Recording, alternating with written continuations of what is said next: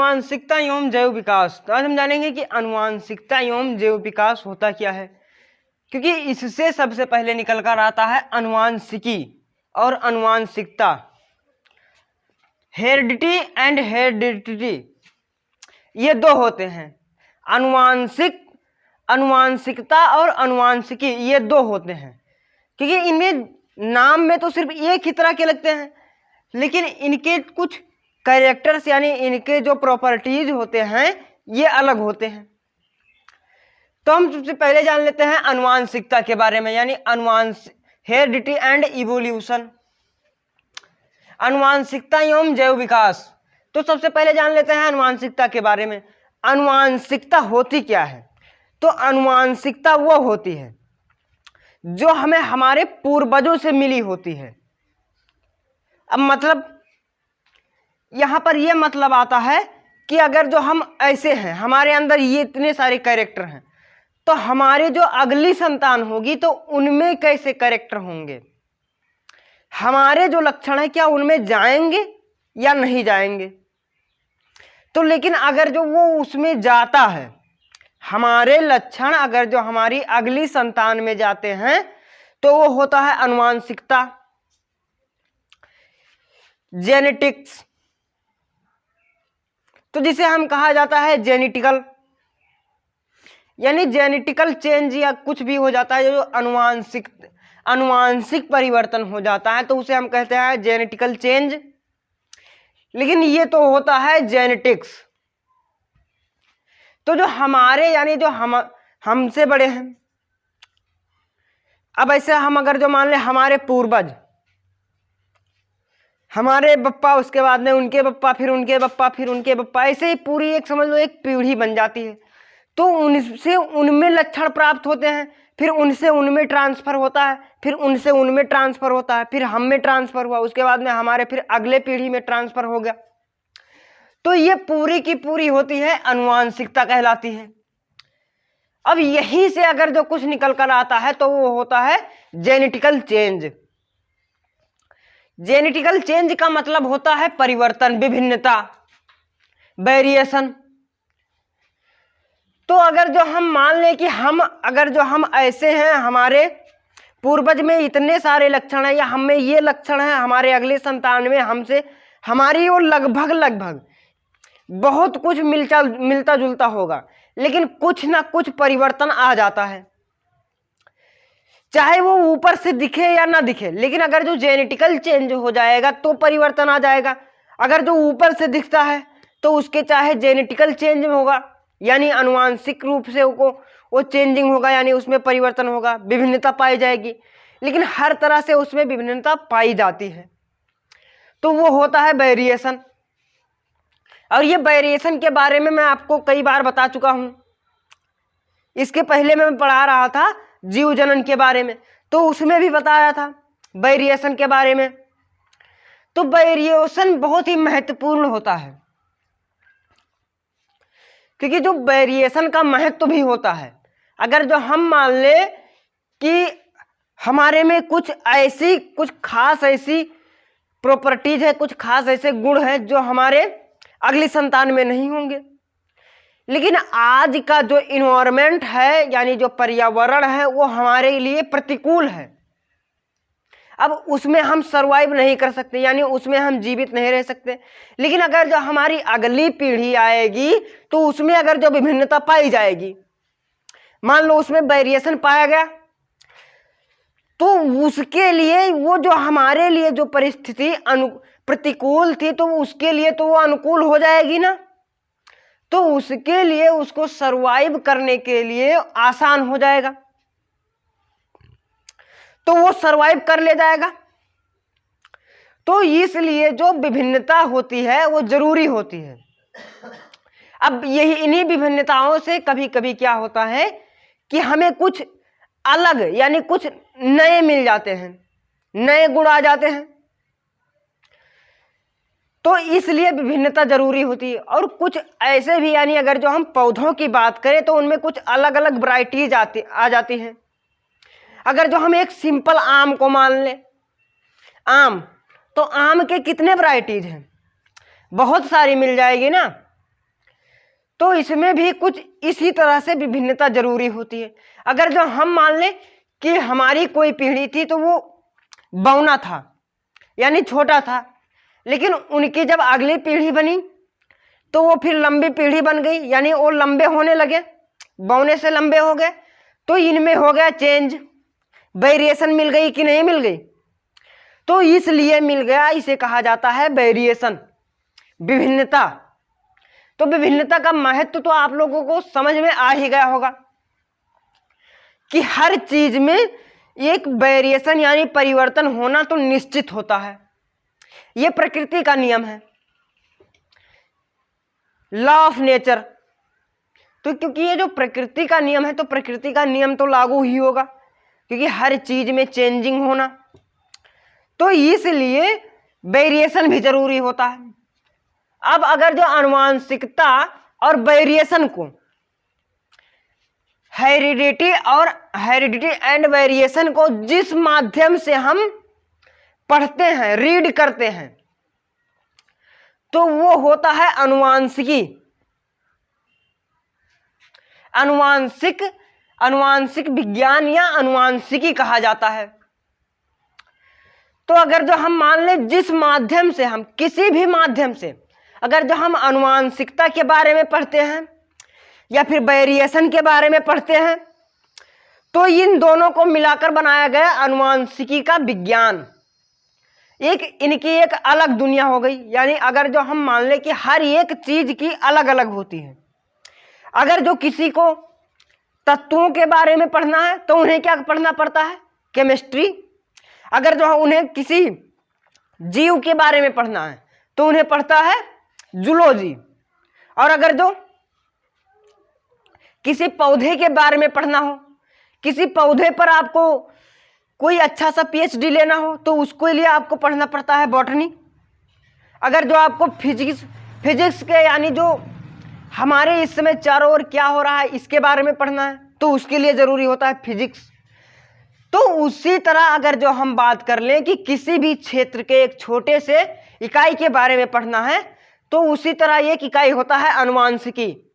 हमें इसके बारे में पता चलता है कि जो हमारा जीव है, ऑर्गेनिज्म है, उसका विकास कैसे हुआ इस पृथ्वी पर, यानी जो हमारी जो अर्थ है तो इस पर उसका विकास कैसे हुआ। तो इस पूरी परिस्थिति को कहा जाता है आनुवांशिकी।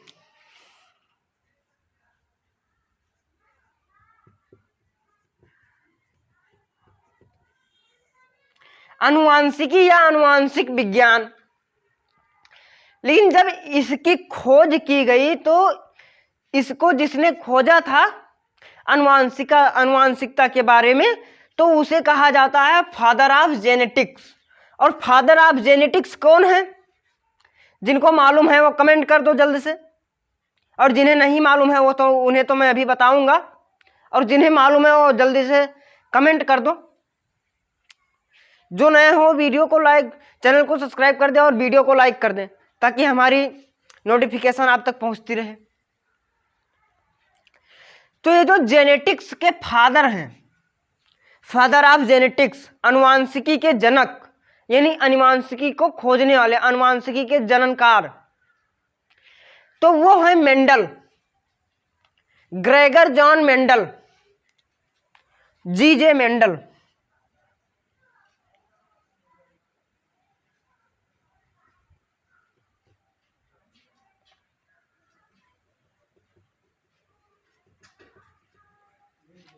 Father of genetics.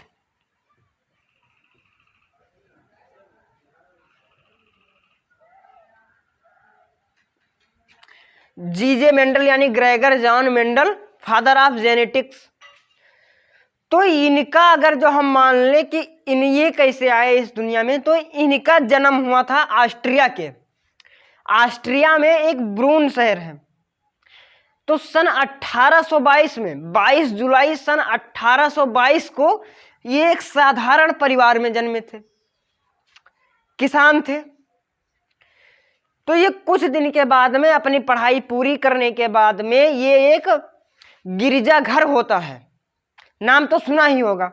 तो उस गिरजाघर में एक पादरी बन गए। तो ये वहां के फादर बन गए, पादरी यानी फादर बन गए, और फिर वहीं से ये बन गए जेनेटिक्स के फादर। तो ये वहां के फादर बने। सन 1822 में इसका जन्म हुआ ब्रून शहर में, ऑस्ट्रिया के। तो इन्होंने वहां पर 7 साल रिसर्च किया, क्योंकि जो वहां पर अगर जो हम मान ले वो पादरी बना था, वहां पर जो गिरजाघर था तो उसके चारों तरफ जो बागान था यानी बाग था, तो वहां पर उन्होंने खेती करना शुरू कर दिया। वो भी किस चीज की? मटर की खेती की थी। ये नीट में पूछा जाता है कि ग्रेगर जॉन मेंडल ने किस चीज की खेती की थी, यानी कौन सी फसल उगाई थी? तो वो है मटर। मटर की खेती की थी, वो भी 7 साल। सन 1856 से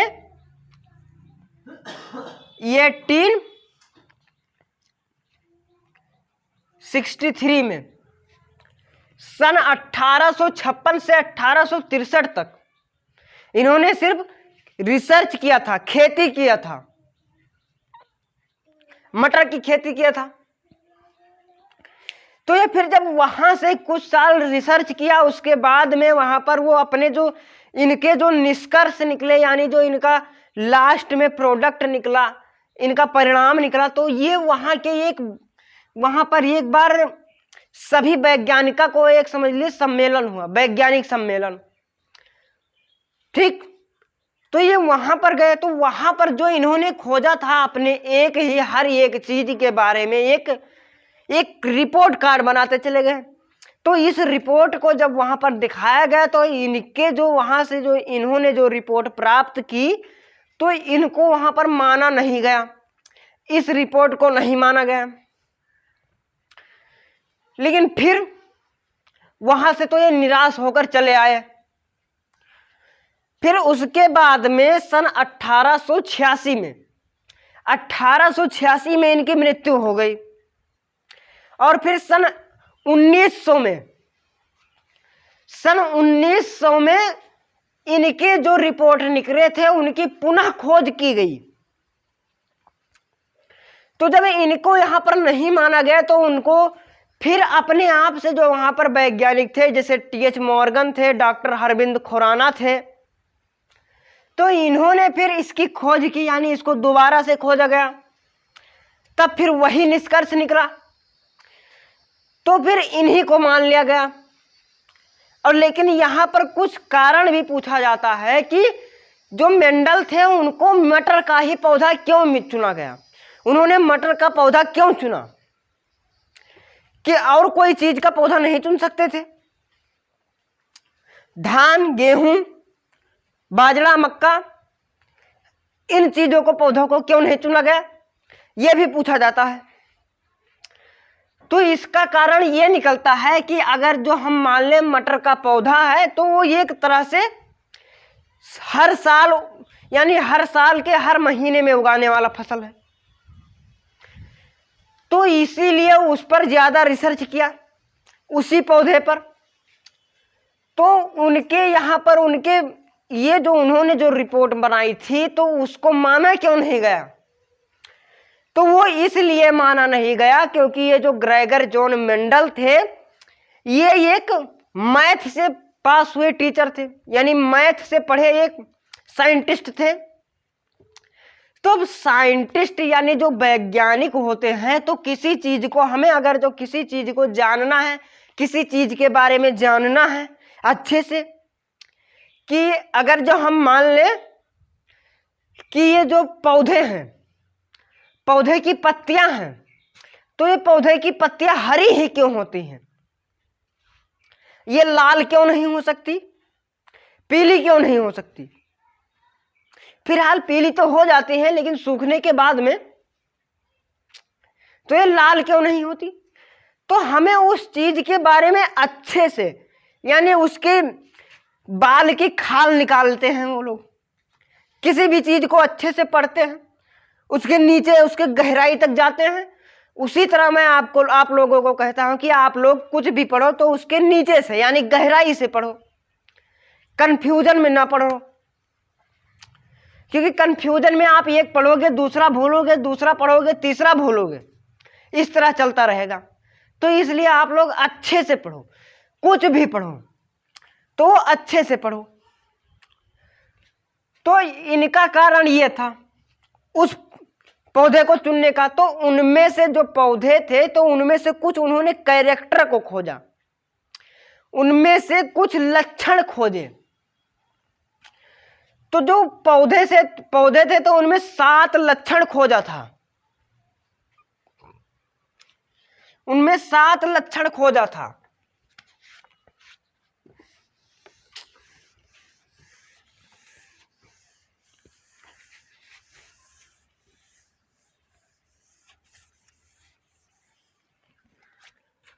कितने लक्षण खोजे गए थे? 7 लक्षण।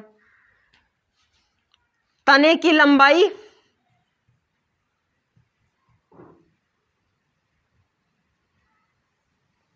तने की लंबाई, फूल का रंग, बीज का रंग, बीज चोल का रंग, और फिर वो पुष्प की स्थिति। इसी तरह से उनमें 7 लक्षण निकले थे, 7 लक्षण।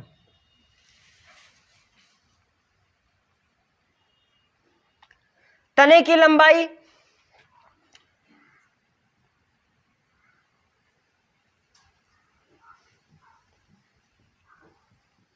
पुष्प की स्थिति, और यहां पर पुष्प का रंग,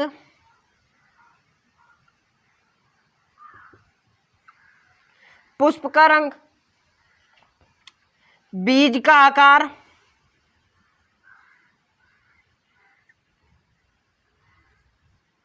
बीज का रंग,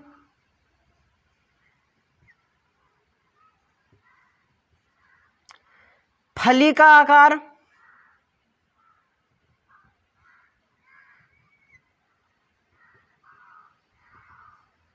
और फली का रंग।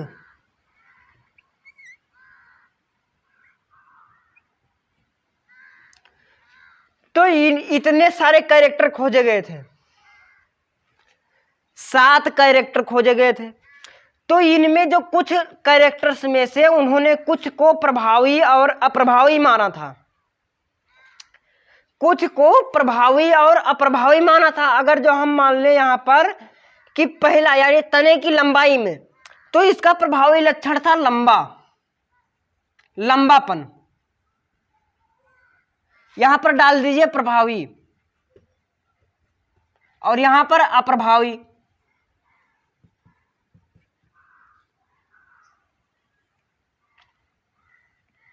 और इसमें अप्रभावी में खोजा था बौनापन।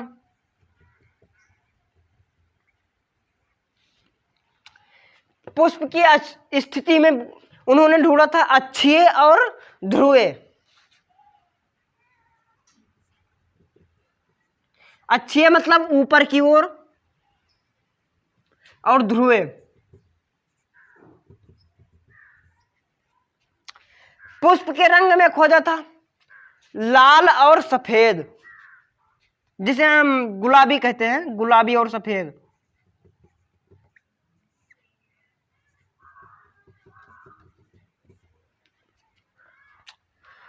और बीज का आकार में, बीज के आकार में खोजा गया था गोल और झुर्रीदार।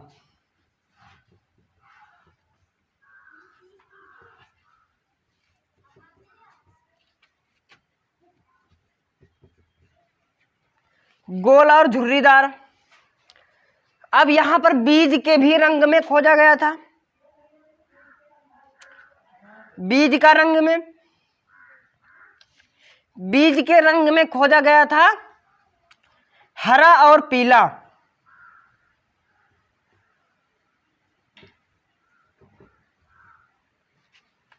फली का आकार में खोजा गया था चपटा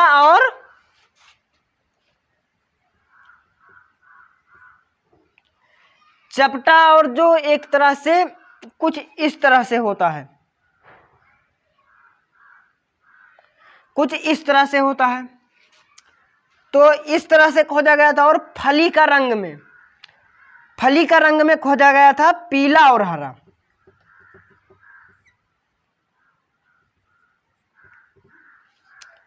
इतने सारे लक्षण को देखा गया था प्रभावी और अप्रभावी में। तो इन्हीं लक्षणों पर उन्होंने रिसर्च किया था 7 साल।